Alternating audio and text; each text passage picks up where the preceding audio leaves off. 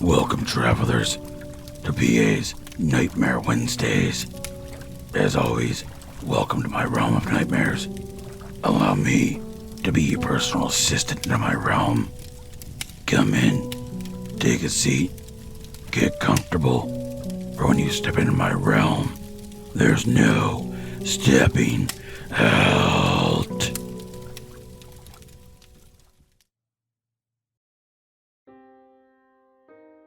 I know most of you out there will think this is a hoax or just some woman trying to gain internet fame, but let me assure you, it's not. I don't even know where to begin, really. I'll try to start at the beginning, but you see, my mind isn't as sharp as it once was. October 22nd, 2016. I moved into a secluded house. You're probably thinking, oh great, another haunted house story. But no, you would be mistaken, this is not where this story is going. As I was saying, I moved into a new house in a very secluded area. It was a once-in-a-lifetime opportunity, and as far as I knew, there weren't any deaths that happened in or around the house. I did my research. As a single woman, you can never be too careful. The previous owner was an old woman, perhaps a widow or a spinster. I only saw one name when I looked up the address. She passed away of natural causes at the local old folks' home, Willow Tree Senior Living. I couldn't find much on the place. See, I did my research. No deaths in the house. The owner before that was also an older woman, maybe a widow or a spinster too. I hope this isn't a pattern and I end up living out my days as a lonely old woman in this house. But I digress.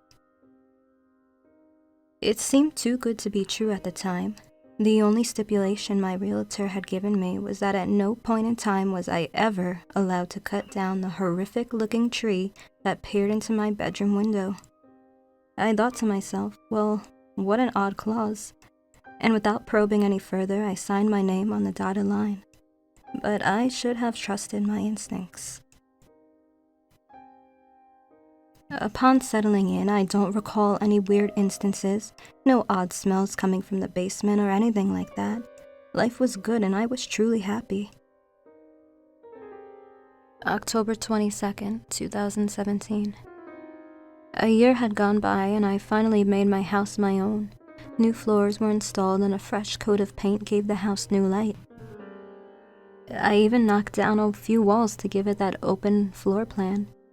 I've always seen it on the Home Network channel. Chip and Joanna Gaines would be so proud. It was perfect, on the inside anyways. I just really hated that tree. The more I saw it, the more I wish I would have asked more about it and why I wasn't allowed to remove it. Every night I would stare at it before bed. It was as if I couldn't look away no matter how hard I tried. I installed window treatments, but even the drapes didn't help. The shadowy outline of the tree taunted me. It was an eyesore that I couldn't get rid of. Then, things started to get weird. The beginning, October 23rd, 2017. I remember this day because I woke up feeling particularly tired. I looked like I hadn't slept in days and I was drained. That's the best way I could describe it. Drained. I remember having an odd dream that night about that stupid fucking tree. Great, now it's even taunting me in dreamland. I need to stop looking at it right before bed, I thought to myself aloud. The dream was so vivid it seemed as if it wasn't a dream at all. I could picture every detail so clear in my mind. I was wearing a white nightgown like something out of the 17th century. Definitely not my style. I was surrounded by men or women maybe. It was hard to tell as they were all wearing hooded black cloaks. The hooded figures formed a pattern of some kind, not a circle or a square, maybe more like a diamond or a star. Yes, I'm quite positive it was a star. The fire they were surrounding was roaring, but the smoke was an odd color. It wasn't like any color I've seen coming from a bonfire anyways. It was more of a dull purple. The tree was always there. Except in the dreams, the tree had some sort of decorations hanging from it. I can't quite recall what they were, but the hooded figures were always so fixated on the tree. But me? No, I was scared. I was so close to the fire I was perspiring. Even though it was only a dream, I remember feeling the sweat dripping from my forehead down to my upper lip. I was terrified.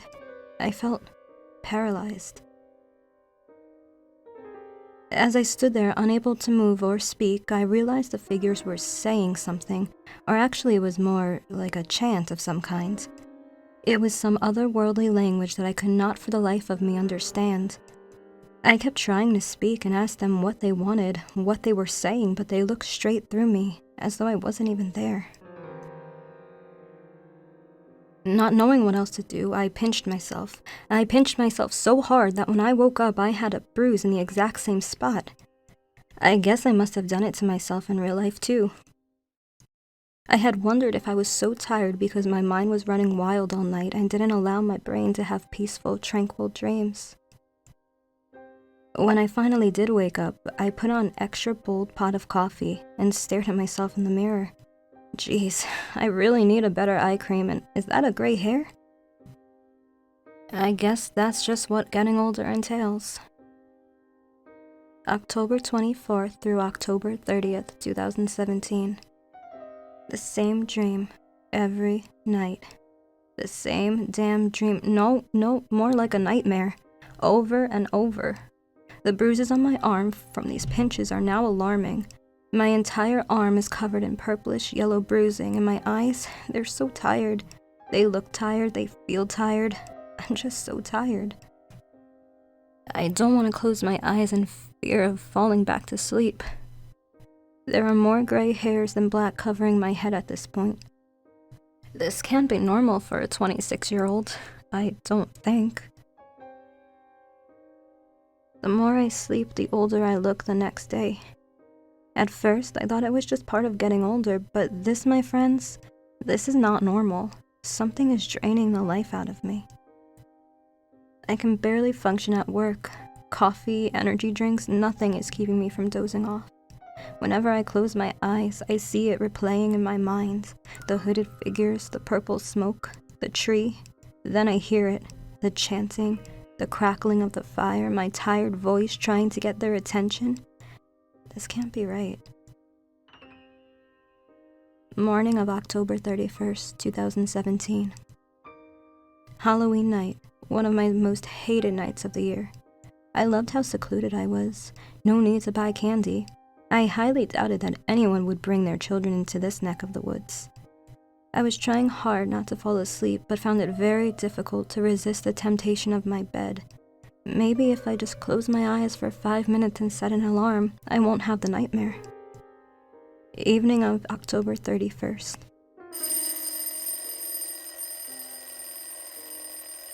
What's that? Oh my god, I slept a full hour and no nightmare? Is it over? Can I sleep like a normal human being now? Pure excitement flooded my thoughts. As I walked into my living room, I didn't bother to look out the window. Instead, I just yelled, "Sorry, no candy, kiddos." My voice sounded odd. It must have been because I had just woken up. Seriously, kids, I don't have any candy. Holy shit, these kids are relentless.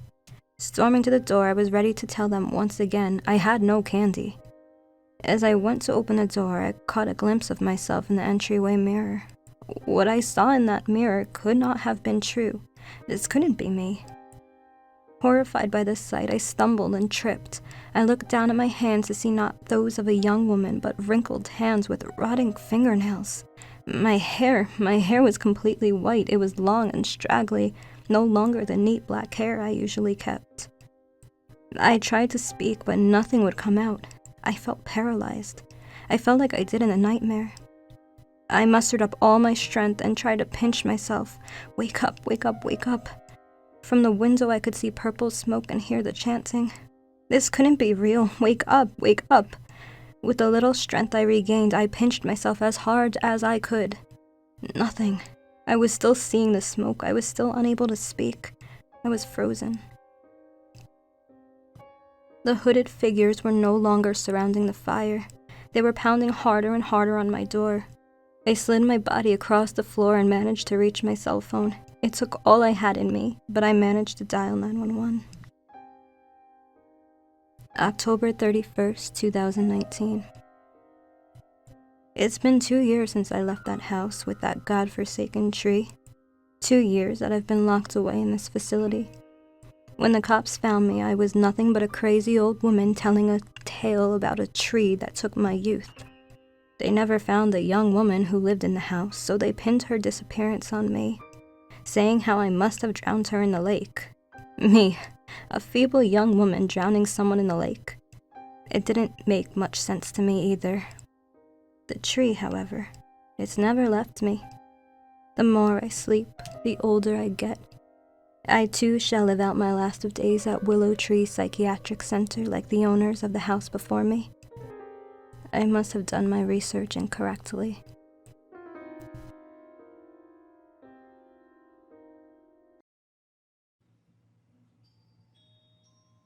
The shock on my face as I watched our normal delivery man pulling into my store at 10 p.m. He pulled up to a loading bay, opened the trailer, and walked in, greeting me with a smile on his face. He had brought the supplies I had asked for. However, there was a massive problem. He arrived on the 1st of February, and he would not be able to leave for a week. If we survived that long. I looked at him and said, "Hey, Bob? What are you doing here? You're a week early, man. This is not good, dude." I said it to him, and the confusion was clear in his face. "Here, come sit down. I need to tell you a story, and it's not exactly a short one, nor is it going to be easy to swallow either." Bob did as I asked and sat down. I began to tell him the tale of Lockhaven from the very beginning. You see, in most places, Groundhog Day is a time of fun and celebration. A silly little tradition that was started by the Pennsylvanian Dutch. If the groundhog comes out of its hole and sees its shadow, we get another 6 weeks of winter. If it does not, spring is on its way. However, in my little town of Lockhaven, February 2nd and the week that follows is one of pure nightmares for us. Every February 2nd, our groundhogs emerge from the depths of the ground. However, it is not to determine whether we get 6 more weeks of winter or if spring is on its way. No, it is to determine the fate of the citizens in the town we call home. Yes, I know what you're thinking. How can animals that weigh 5 to 10 pounds and are no larger than domesticated house cats determine the fate of people in your town? Well, before you go laughing at me, let me get into the history of our small town. The adults always protected the children until the age of 10. They chose this age because it is normally the age children start to disobey rules that their parents set for them, especially like the one about not going anywhere during the week of February 2nd. It made no sense, and after a certain age, they would all realize it, and they would break it. So the parents would tell their children about the creatures that they have dubbed the werehogs. During this week, the creatures that we have dubbed werehogs came out of their burrows.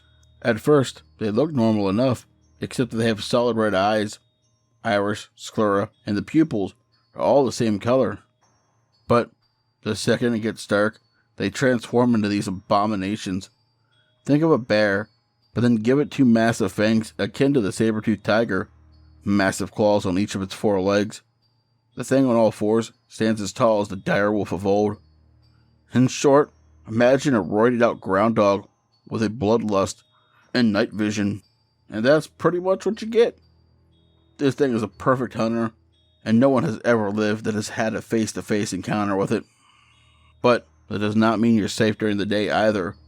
If you go out of your house, these things will group up on you, and you will become an all-you-can-eat beaver buffet, and they will pick your body clean in mere moments. Yes, I know the next question you're about to ask as well. What? How can this be possible?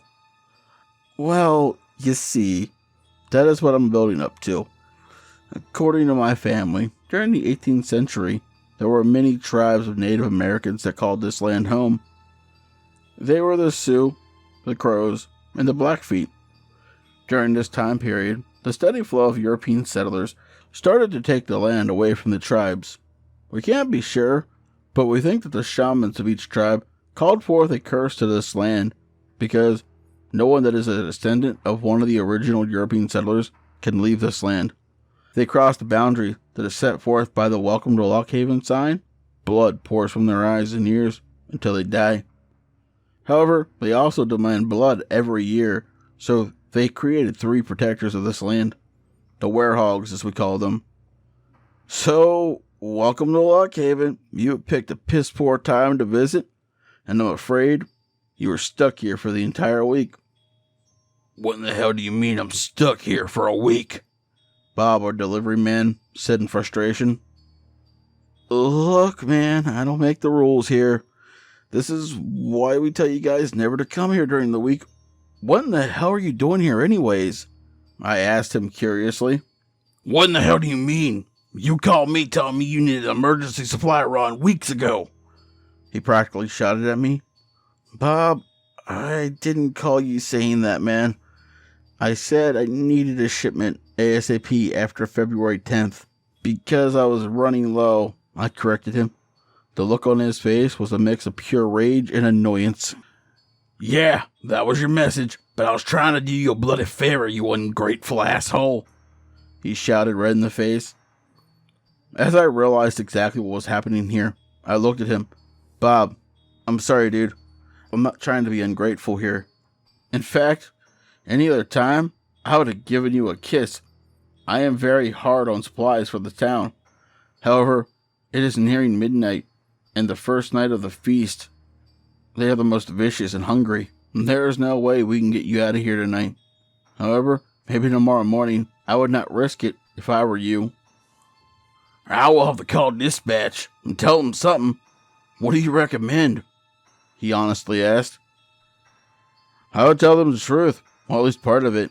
Tell them that your truck will not run, and that it will take the mechanic in this podunk town a week at least to repair it, and that you will get back as soon as you can. I know it is an inconvenience, man, and you will lose money, but you'll keep your life. Or you can wait until tomorrow and take your chances on the road. There is a chance in the daylight they will leave your truck alone since you are not local. But whatever you choose, you're going nowhere tonight. The next 7 days passed in a blink of an eye. However, that first night felt like an eternity in hell. Honestly, I was grateful to have Bob's company. I will recount that night as best I can. Day 1 went by with little issues, as did the other 6. The evening is where the real problem was. Night 1 is always the worst. The werehogs are always the hungriest. On top of that, many of the town's elderly population have had too much of this. They would rather die than live through this hell another night. I heard at least 20 people walk out to meet their maker. I'd be lying if I said I was not at least a little tempted to join them, but I did not. Through the day, Bob and I slept when we could. After the first night, Bob chose to stay. Seeing the creatures proved to him I was not full of shit. The second night, the monsters tried to break into homes of the less fortunate that did not have the ability to make it to a shelter. As for Bob and I, during the night, we hid in the walk-in fridge to keep us safe and hid our scent from the werehogs. Day 3 through 6 were remarkably quiet. We heard the creatures hunting and destroying the town. And my fucking store, God, I hate them every fucking time they have to break into my store and destroy it. And I have to fork out for the repairs. But I'm alive, so I guess that's something. On the 7th night, however, as the creatures were making their rounds, Bob started to freak out. I mean, I gotta give him credit. Lasting 6 days in this shitstorm was impressive. He started to yell at the creatures, "Go away!" He pounded on the door, shouting at them, "Go away, you fuckers! Go away, or I swear to God I will come out there and God help me. Bob pulled out his handgun and pulled the hammer back. I could hear the monsters out there. For the first time, I realized these fucking things could talk. Come out here and try it. It taunted with a demonic voice outside the door. I could hear the creature breathing. Do it. The thing snarled. If you come out, we will even let the other one leave. Shit. They knew I was in here? Well, fuck. Fucking Bob had to go open his big mouth, and now I was in danger? I looked over to him, and I said, I'm sorry, man, but I'm not about to die for you.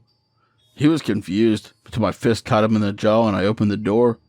The thing slowly walked in, and opened its massive jaw, and drug its prey out. I shut the door as soon as it was out. Right after, I could hear Bob stir, and once he realized, he started to scream for me to help. I just plugged my ears, but this did nothing. His screams were so guttural, it was as if they were emitting in my head. I waited for many hours before I felt safe to emerge from the fridge. But around noon on the 8th day, I heard people coming into my store, worried that they had not seen me at the church this morning, which is the customary meeting place for survivors of the week. Someone was yelling for me, so I opened the door and came out. The state of my store was horrifying. Blood was everywhere, large scratches on the floor, walls, and deep ones into the door of the fridge. I noticed it was little Gracie. I mean, she's not little. She's 17. However, she was the youngest of my sister's kids, so I called her little. Uncle, are you okay? We were so worried about you. When you did not come to the church this morning, we thought the worst. The smile on her face indicated she was very relieved to see me in one piece after the horror show she walked in on. Yes, little one, I'm okay. Unfortunately, we're going to have to break in a new delivery man. Bob did not make it through the week. Shame. I really did like him. Why did they send you and not your brother? I asked. She said, oh, well, Mother said you were not there. I was worried and took off before they could stop me, she said, smiling ear to ear as she hugged me. Well, let's get back to your mom. She will be worried about you. Gracie and I walked to the church hand in hand. She had been the closest to me out of all the kids. It did make sense. Getting to the church, they had already started the ritual without me. 3 men were hung up on crosses that had been erected outside the church. See, there's one last fuck you to the shamans. We keep a few of their kin alive. We always pick 3 of them to sacrifice right after the slaughter was over. See, the werehawks are not just the hunters of the shaman. They are also looking for their kin. We keep them trapped under the church. However, the creatures cannot step foot on the holy ground of our God, so they can never get them. So as long as we are cursed here to die, they will be too. We set the crosses on fire and listen to them scream with a look of satisfaction on our faces. You know, Gracie, this may sound awful, but I always look forward to this. It really does bring the town together. After we finished enjoying our little bonfire, everyone in the town began to clean up and count how many lives we would have to mourn this year.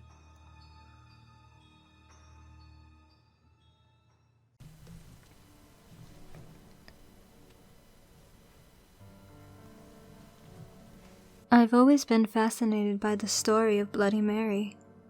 You know, the old tale, game, whatever you like to call it. You stand in front of a mirror and repeat the name, Bloody Mary, 3 times.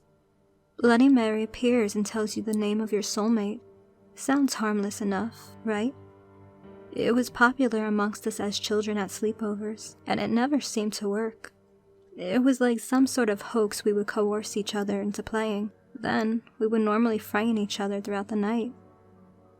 One night, after a few too many drinks and remembering that silly game, I thought to myself, why not give it a go? Knowing full well it wouldn't work, I stood in front of the bathroom mirror, closed my eyes, and chanted the name 3 times. I'm not going to lie, I was a little nervous. But then, out of nowhere, my phone buzzed. I got quite startled. I chuckled to myself and peered down at my phone. I didn't recognize a number that appeared in front of me. I opened the text and all it said were the letters TM. Now, I know this sounds crazy, but could those be the initials of my true love? Was Bloody Mary stepping into the 21st century and texting all those who asked for her guidance? Again, I laughed to myself and sighed. Guess I'll be alone forever, according to Bloody Mary. The more I thought about it, the more I kept thinking, TM, what could it mean? Tomorrow? It could have meant TMI, maybe meant for another phone number? I decided to text back the number, but I received an error that the message failed to send. I didn't put much thought into it, and I went to bed. I woke up the next morning to a slew of texts from the same number. The messages came in pairs, but they did not make any sense. This is what I received. YD OW OR RU WI OE OL LI. I chalk this up to a stupid prank by some idiot who had nothing better to do with their time. I replied to the text saying, wrong number. But again, the message failed to send. And now I was getting a bit paranoid. I went about my day trying not to think too much about it. Just as I was starting to fill my head with happier thoughts, another text appeared. This time, instead of the cryptic letters, there were what looked to be instructions. The text read, "You think this is a game, but this is much more, my dear. You seeked my guidance, and now I've appeared. Though not in the form you were expecting me to be, I know what you desire, and I see what you see. The letters I sent are a message for you. Unscramble the words to see what is true. If you fail to answer with the proper response, you'll end up like me, and that's not what we want." I threw my phone on the sofa as though I was holding some kind of curse in my hand. What is this? What kind of sick joke? No one, not a single soul, knew about the Bloody Mary ritual I performed last night. Do I have a stalker? Was my phone being hacked? Can they see what I'm doing right now? Oh God, I mean, they did say that in the poem. In a panic, I quickly gathered my car keys, purse, and phone and headed down to the police station. I didn't have a plan, and really didn't know what to tell them other than that I started receiving these weird texts last night. I thought I'd leave out the part about Bloody Mary as to not sound like a crazy person, even though I felt crazy. Perhaps they can track the number who's been terrorizing me for the past 24 hours. My mind was racing as I sped to the station.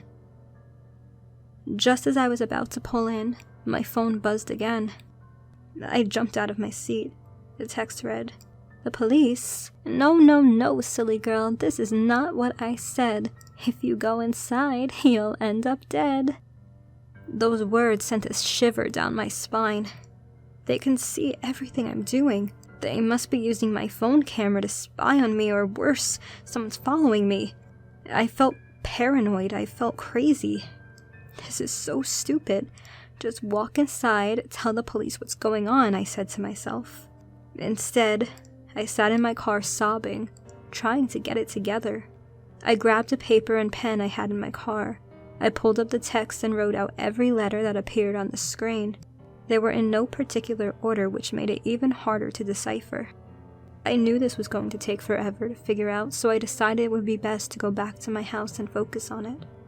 I took out the paper from my car with all the letters written down. After about 2 hours of no luck, I realized I had forgotten the first 2 letters that were sent, TD.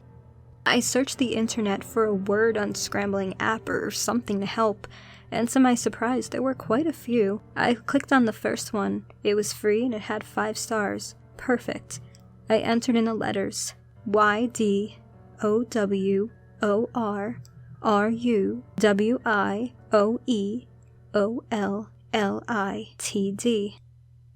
I wish I never entered them in. The message that appeared on the screen was, "You will die tomorrow." A gut-wrenching feeling took over my entire body. I was shaking and a cold sweat started pouring down my forehead. I texted the number back with a message, and to my surprise, it didn't fail to send this time. The response I received was, "Yes, you will." Well, I have 3 more hours left until midnight.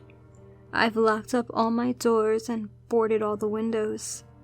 I don't plan on leaving my bed at all. Just in case something does happen, I've left a detailed note explaining the days leading up to this. If I don't make it, at least you will all be warned. Never play with Bloody Mary.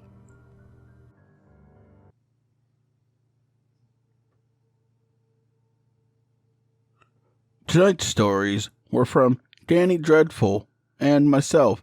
If you enjoyed her work, chances are you'll enjoy the content on her channel.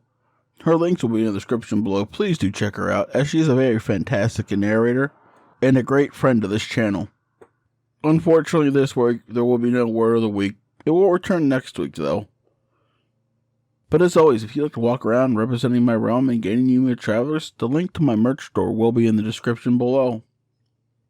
I want to say a very special thank you to all of my lovely Patreons. 242 Reads, Rando Calrissian, Pam, Seraphine the Midnight Bard, Creepy Clown Girl, Philionactus, Hair-Raising Narratives, and Spooky Boo's Scary Storytime. If you'd like to join these lovely travelers by the light of my fire, you can do so by becoming a Patreon as well. The support is always appreciated but never expected. Please do not forget to like, comment, and share this video out, as it really helps push into the algorithm. And if you're new, please consider subscribing and dinging that bell if you like what you heard. But as always, travelers, once you step into my realm, there's no stepping